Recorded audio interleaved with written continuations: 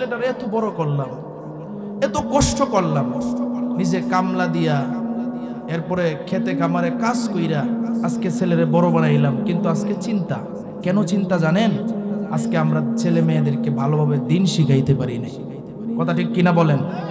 দিন শিখাইতে পারে নাই। নাস্তিক বেঈমান মুরতাদরা তাদের ভিতরে কি ঢুকাইছে যে কোরআন থেকে যেন তারা দূরে থাকে, বিভিন্ন ষড়যন্ত্র। আজকে এর মধ্যে এক নাম্বার ষড়যন্ত্র হইল মোবাইলের ষড়যন্ত্র। কথা ঠিক কিনা বলেন? মোবাইলের ভিতরে এমন এমন জিনিস ঢুকাইয়া দিছে, আজকে যুবকের চেহারায় নূর নাই। যুবক, একটা টাটকা যুবক, বয়স মাত্র 18-20, এই যুবকের চেহারার দিকে তাকাইলে মনে হয় সে অবস্থা সব শেষ হয়ে গেছে। এই গুনার কারণে আজকে তার সব শেষ। এটা ইহুদি খ্রিস্টানের একটা চক্রান্ত, কিন্তু যুবকরা বুঝতেছে না। কথা ঠিক কিনা বলে? এটা থেকে বাঁচতে হইলে কোরআনের দিকে আসতে হবে। কোরআনের দিকে আসলে যে আল্লাহ কি পুরস্কার দিবেন এটা বলেই আমার